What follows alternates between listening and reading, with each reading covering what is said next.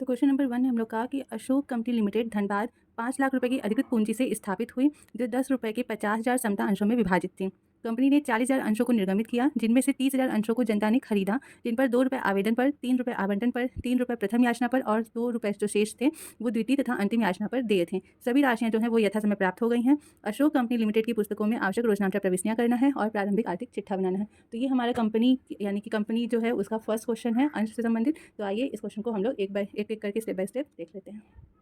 तो ये हो गया हम लोग का जर्नल एंट्री का फॉर्मेट। इसमें सबसे पहले जो हम लोग की जर्नल एंट्री है वो करने से पहले हम लोग ये समझ लेते हैं कि जो शेयर से रिलेटेड एंट्री होती है उसमें ये ध्यान देना आवश्यक है कि कंपनी की अधिकृत पूंजी कितनी भी हो, यानी कि कंपनी ने कितने भी अंशों से अपना रजिस्ट्रेशन कराया हो और वो कितनी भी पूंजी का निर्गमन उसने किया हो, उससे हमें यहाँ पर कोई मतलब नहीं। हमें यहाँ पर कौन से अंशों को ध्यान देना है, उन अंशों को ध्यान में रख के चलना है जिन अंशों को जनता ने खरीदा है, यानी कि जनता द्वारा जितने अंशों पर आवेदन आया है या फिर आप कह सकते हैं कि जनता ने जितने अंशों के लिए पैसा दिया, जितने अंशों को उन्होंने खरीदा है, उन्हीं अंशों को लेकर के हम उसी को आधार मान करके अपनी आगे की सारी एंट्रीज करेंगे। जैसे यहाँ पर क्वेश्चन में कि 50,000 अंशों के साथ कंपनी का रजिस्ट्रेशन हुआ है, 40,000 अंशों का निर्गमन कंपनी ने किया, लेकिन जनता ने कितने अंश खरीदे, तो जनता ने 30,000 अंश खरीदे हैं। तो उन 30,000 अंशों को लेकर के ही हम आगे की अपनी जनरल एंट्री करेंगे। दूसरी चीज़ ये कि जब भी हम लोग जनरल एंट्री करते हैं तो हमें ये ध्यान में रखना है कि अंश हमारे कौन से, अगर समता अंश है तो इक्विटी शेयर के नाम से हमें एंट्री करनी होगी, और अगर हमारी पूर्वाधिकार अंशों का क्वेश्चन है तो हम लोग को वहाँ पर प्रेफरेंस शेयर के नाम से एंट्री करनी है, यानी कि जिस अंश का निर्गमन हुआ है उस अंश को यहाँ पर उस अंश का नाम देना जरूरी होता है।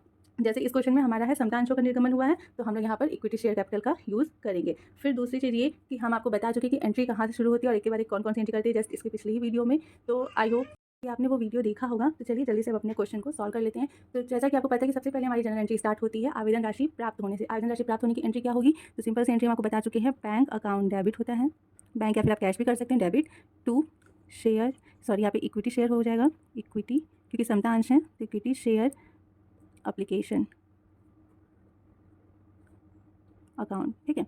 ये हो जाएगा being equity share application money received on कितने शेयर्स पे, तो 30,000 शेयर्स पे, एट द रेट रुपी कितने रुपए के हिसाब से, तो 2 रुपये के हिसाब से, 2 रुपये के हिसाब से पर शेयर, ठीक है। तो कितनी रिसीव हुई, यानी कि 60,000, 30,000 शेयर पे 2 रुपये के हिसाब से आवेदन राशि हमें मिली है, कितना मिली है, 60,000। अब ये आवेदन राशि जो है उसे हम लोग क्या करते हैं, शेयर कैपिटल अकाउंट में ट्रांसफर कर देते हैं। तो सिंपल सा हो जाएगा इक्विटी शेयर एप्लीकेशन, यहाँ पे जगह थोड़ा कम पड़ रहा है इसलिए हम शॉर्ट फॉर्म यूज़ कर रहे हैं, application account debit to equity share capital account, ठीक है। Being equity share application money transferred to equity share capital account, okay. बस ये 60,000 रुपये जो थे उन्हें ट्रांसफ़र कर दिया जाएगा, ठीक। तो आवेदन राशि प्राप्त होने के बाद कंपनी जब दूसरी बार अपना पैसा मांगती है तो उसको हम लोग बोलते हैं आवंटन करना, यानी कि आवंटन राशि की मांग करना। तो आवंटन राशि की मांग जो है वो जब कंपनी करती है तो एंट्री क्या होगी यहाँ पर, इक्विटी शेयर अलॉटमेंट, ठीक है। आवंटन को हम लोग क्या बोलते हैं, allotment. Equity share allotment account debit हो जाएगा to equity share capital account, ठीक। Being equity share allotment money due मतलब मांगा क्या, ऑन कितने शेयर पे, 30,000 शेयर पे, ठीक है। एट द रेट रुपी 3 रुपी पर शेयर, 3 रुपये के हिसाब से हर एक शेयर पे मांगा गया, तो कितना हो गया, 90,000 रुपये। 30,000 शेयर पे 3 रुपये के हिसाब से मांगा गया, तो कितना मांगा गया आवंटन राशि, 90,000 रुपये। अब क्योंकि क्वेश्चन में हमें बोला है कि सारी राशियाँ, सारी याचनाएं जो है वो हमें यथासमय प्राप्त हो गई, यानी कि किसी भी याचना में कोई दिक्कत नहीं है, तो हर याचना को मांगने के बाद हम लोग उसके मिलने की एंट्री अपने आप नॉर्मली कर लेंगे। तो यहाँ पर जगह bank account debit to equity share allotment account, यानी कि अलॉटमेंट का मनी मिल गया। Being equity share allotment money received, ठीक। कितना मांगा गया था, 90,000, तो 90,000 हमें मिलेगा भी क्योंकि यहाँ पे कोई दिक्कत नहीं इसमें क्वेश्चन में दिखाया है। अब अलॉटमेंट मनी मांगने के बाद बोला है कि कंपनी ने प्रथम याचना पर 3 रुपये मांगा है, तो प्रथम याचना को मांगने की एंट्री क्या हो जाएगी, तो equity share first call account debit करेंगे to equity share capital account, ये मांगने की एंट्री हो गई, ठीक। Being equity share first call money due on 30,000 share at rupee 3 per share, ठीक। तो कितना मांगा कंपनी ने प्रथम याचना पे भी कंपनी ने 90,000 रुपये टोटल मांगे हैं। अब इसके बाद क्या करेंगे, share first call money receive होने की एंट्री क्या हो जाएगी, bank account debit to equity share first call account, ठीक, being equity share first call money received, ठीक, 90,000 मांगा था कंपनी ने, तो 90,000 इसे मिल जाएंगे। अब इसके बाद बोला है कि कंपनी ने शेष 2 रुपये जो है वो द्वितीय एवं अंतिम याचना पर मांगे हैं, तो उसकी भी एंट्री कर लेते हैं। तो एंट्री क्या होगी, equity share second and final call account debit to equity share capital account, ठीक, being equity share second and final call money due on 30,000 shares at ₹2 पर शेयर, ठीक है। देखिए यहाँ पे आपको कंफ्यूज होने की ज़रूरत नहीं है कि 2 रुपये द्वितीय और अंतिम याचना दोनों पर मांगे गए हैं। यहाँ पर आप ये समझिए कि जो 2 रुपये हैं वो मतलब जो सेकंड कॉल है कंपनी का, वो सेकंड कॉल ही उसका आखिरी कॉल है। आप कंफर्म कैसे कर सकते हैं, कंफर्म करने के लिए देखिए कंपनी का जो अंश का जो एक अंश का वैल्यू है, कंपनी अपनी पूरी याचना जो लास्ट याचना होती है उस वैल्यू के पूरे होने तक ही अपनी याचना कर सकती है। तो जैसे कि कंपनी का एक शेयर जो है वो 10 रुपये का है, जिसमें से कि कंपनी ने 2 रुपये आवेदन पर, 3 रुपये आवंटन पर और 3 रुपये जो है वो प्रथम याचना पर मांग चुकी है। तो टोटल कितना उसने मांगा है अभी तक, 8 रुपये मांगा है। तो लास्ट में कितना बचा, सिर्फ और सिर्फ 2 रुपये। तो सिर्फ जो 2 रुपये बचा है वो कंपनी क्या करी, वो अपने सेकंड कॉल में मांग रही है और वही सेकंड कॉल उसका फाइनल यानी कि अंतिम कॉल भी है। तो यहाँ पर हो जाएगा कि कंपनी ने कितना मांगा, 30,000 शेयर पे 2 रुपये के हिसाब से 60,000 शेयर, 60,000 रुपये मांगे हैं। फिर ये मनी क्या होगी, उसको रिसीव हो जाएगी, तो बैंक अकाउंट डेबिट कर देंगे to equity share second and final call being equity share second and final call money received, ठीक। तो यहाँ पर हो जाएगा कितना रिसीव हुआ, 60,000। बस, तो कंपनी की जो अंतिम याचना होती है उसके प्राप्त होने तक ही हमें क्या करना था, यहाँ पर एंट्री करना था, जो कि हमने कर दिया। इसके बाद और कोई जनरल एंट्री यहाँ पर नहीं होगी। अब इसके बाद हमें जो क्वेश्चन बोला है कि हमें क्या करना है, आर्थिक चिट्ठा कंपनी का बनाना है, तो आइए उसे भी बना लेते हैं। तो ये हो गया बैलेंस शीट का फॉर्मेट, जो कि हम आपको पिछले वीडियो में समझा चुके हैं। उसमें सबसे पहले क्या दिखाते हैं, तो यहाँ पर फर्स्ट हमारा होता है इक्विटी, और ये जो होता है ये हमारा कैपिटल लेटर में ही सारा होता है, sorry EQUITY, equity and liabilities, ठीक है, ये हमारी हेडिंग होती है, ठीक।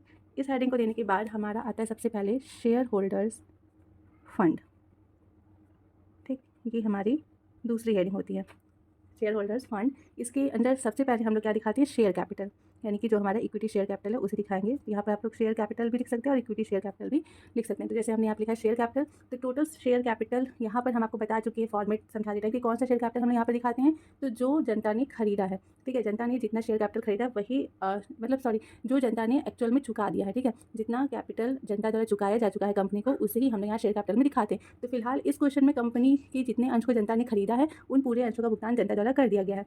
तो कंपनी के 30,000 अंश को जनता ने खरीदा था और 30,000 अंश का पूरा उसने भुगतान कर दिया है 10 रुपये के हिसाब से।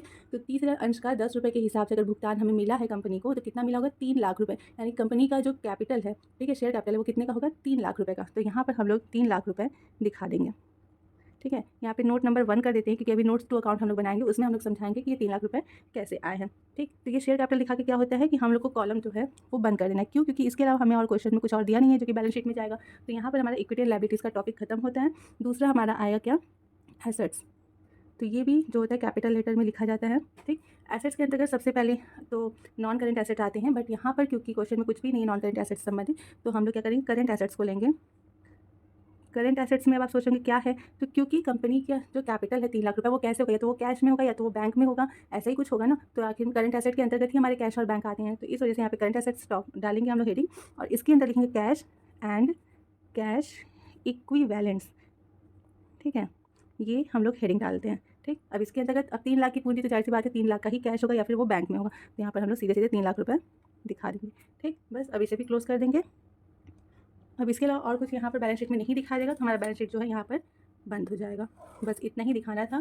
अब हम लोग क्या करेंगे, हम लोग बनाएंगे नोट्स टू अकाउंट्स, जिसमें हम लोग ये शेयर कैपिटल अपना कैसे आया है वो दिखाएंगे।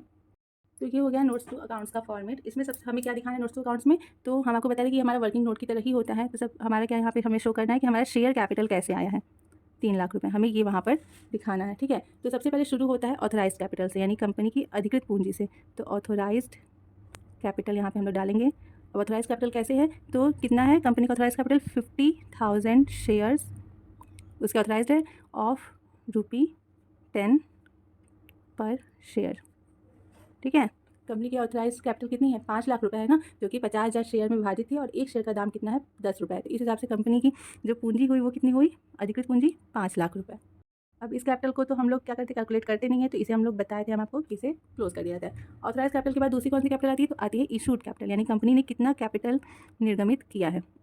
तो इशूड कैपिटल कंपनी कितनी थी, तो कंपनी ने 40,000 अंश क्या किए थे, निर्गमित किए थे। तो 40,000 शेयर्स ऑफ ₹, वही 10 रुपये का एक शेयर जो है वो निर्गमित किया था। तो इस हिसाब से कंपनी की निर्गमित पूंजी कितनी हो गई, 4 लाख रुपए।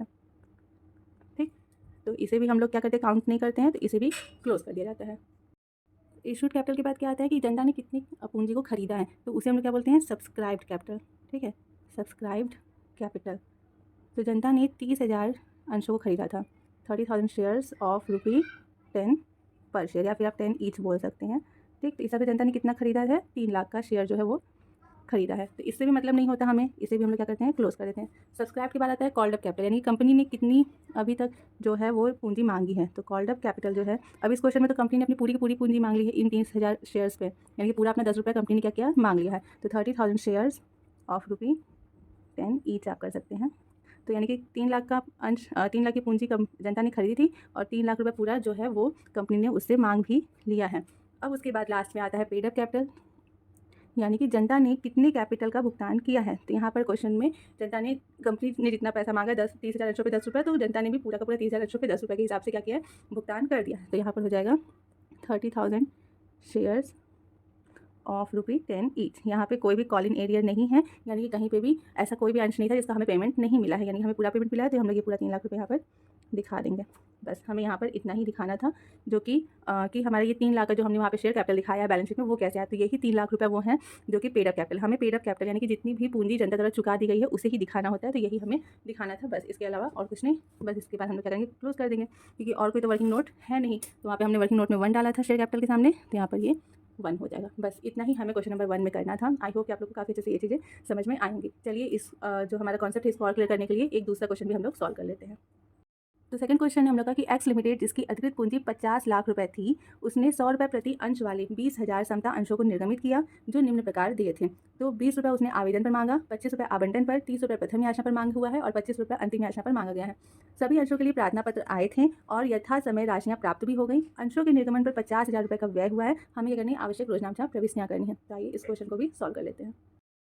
तो देखिए, जैसा कि क्वेश्चन में कहा है कि कंपनी की जो अधिकृत पूंजी थी वो थी 50 लाख रुपए, ठीक है, जो कि 100 रुपये वाले अंशों में विभक्त थी, यानी कि 50,000 अंश उसके पास थे अधिकृत पूंजी के रूप में, और एक अंश का मूल्य जो था वो कितना था, 100 रुपये था, जिसमें से कि उन 50,000 अंशों में से कंपनी ने कितने अंशों का निर्गमन किया है, तो 20,000 समता अंशों का कंपनी ने निर्गमन किया है। हमें क्वेश्चन में बोला कि सभी अंशों के लिए प्रार्थना पत्र आए, यानी कि 20,000 अंश उसने निर्गमन किया और 20,000 अंश जो है वो जनता द्वारा खरीद लिए गए। प्रार्थना पत्र आने का मतलब क्या हुआ कि वो जनता द्वारा खरीदे गए हैं, ठीक है। तो हमें किन अंशों का आधार मान के अपना क्वेश्चन सॉल्व करना है, तो जो 20,000 अंश है उन्हीं को हम लोग आधार मान के अपना क्वेश्चन सॉल्व करेंगे। तो सबसे पहले क्या होगा कि आवेदन राशि हमें प्राप्त होगी, तो यहाँ पे एंट्री हो जाएगा बैंक अकाउंट डेबिट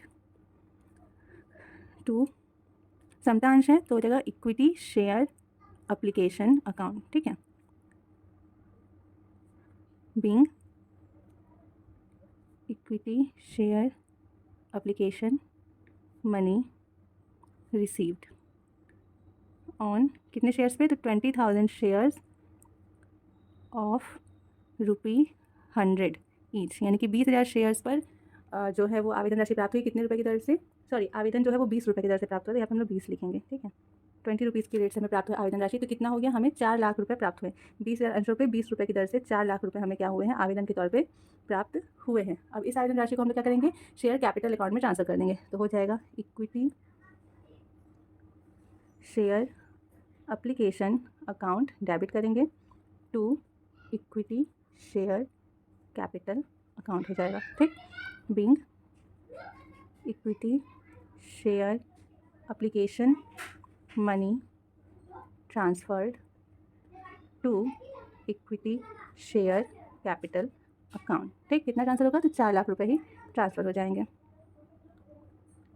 अब इसके बाद कंपनी ने आवंटन राशि मांगी है कितने रुपए की दर से, 25 रुपये की दर से, तो उसकी एंट्री हो जाएगी।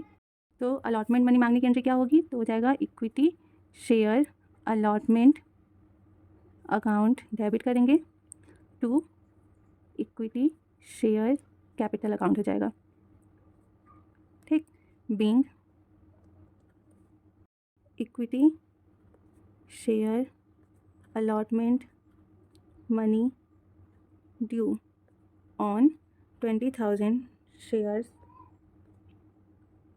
ऑफ ₹25 ईच, यानी कि एक शेयर पे 25 रुपये की दर से आवंटन राशि मांगी गई, तो कितना मांगा गया? 5 लाख रुपए। ठीक, ये मांगने की एंट्री हो गई। अब क्या है, क्योंकि क्वेश्चन में बोला कि हमें सारी राशियाँ जो है वो यथासमय प्राप्त हो गई हैं, तो हम लोग एक एक याचना करते जाएंगे और उसकी राशि प्राप्त होने की एंट्री भी साथ में करते जाएंगे। तो बैंक अकाउंट डेबिट हो जाएगा to equity share allotment account. ठीक, being equity share allotment money received. ठीक, कितना मांगा था? 5 लाख, और 5 लाख पूरा मिल भी गया था। ठीक, उसके बाद क्या है कि 30 रुपये प्रथम याचना पे मांगा गया है, तो प्रथम याचना पर मांगने की एंट्री हो जाएगा क्या? Equity share first call account debit हो जाएगा to equity share capital account. ठीक, being equity share first call money due on 20,000 shares of rupee, कितनी दर से? 30 रुपये से, ईच। ठीक है, 20,000 पे 30 रुपये मांगा है 6 लाख रुपये, तो ये दिखा दें। ठीक है, इसके बाद आगे पास और मनी क्या होगी? रिसीव जाएगी। तो क्या चल bank direct to equity share first call account being equity share first call money received. ठीक, कितना? 6 लाख रुपये हो गया। अब इसके बाद क्या बोला है कि कितनी याचना की, कितने की दर से? 25 रुपये की दर से, तो हो जाएगा equity share final call account debit हो जाएगा to equity share capital account being equity share final call money due on 20,000 shares of ₹25 each. ठीक, कितना हो गया? 20,000 25 रुपये से, तो हो गया 5 लाख रुपये। ठीक, इसके बाद क्या होगा कि फाइनल कॉल की मनी रिसीव हो जाएगी, तो हो जाएगा bank account debit equity share final call account being equity share final call money received. ठीक, तो कितना मांगा? 5 लाख, तो 5 लाख मिल जाएंगे। ठीक है,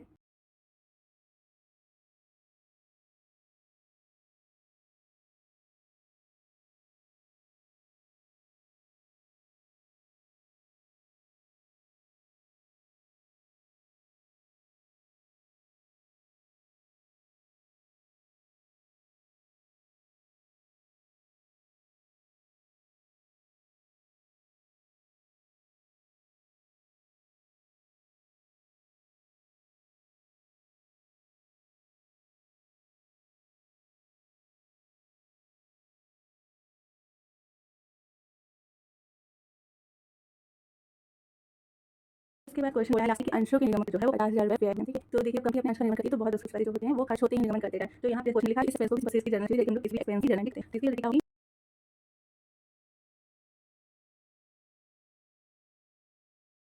हो जाएगा expense on issue of share, यानी अंश के निर्गमन पर व्यय अकाउंट डेबिट करेंगे टू, हो जाएगा हमारा बैंक अकाउंट। ठीक है, बस बैंक की सिंपल में expense on issue of share में शेयर्स हमारे शेयर्स मेड, कितना किया गया है? तो 50,000, बस 50,000 दिखा देंगे। ठीक, बस में इतनी की जो है वो यहाँ पर करनी थी।